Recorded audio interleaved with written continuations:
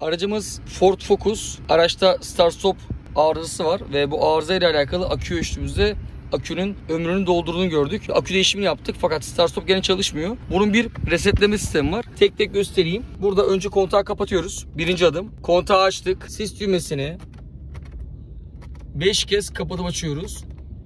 Şu an 4'te. 5 kez. 5 kez dörtlüyü açıp kapatıyoruz.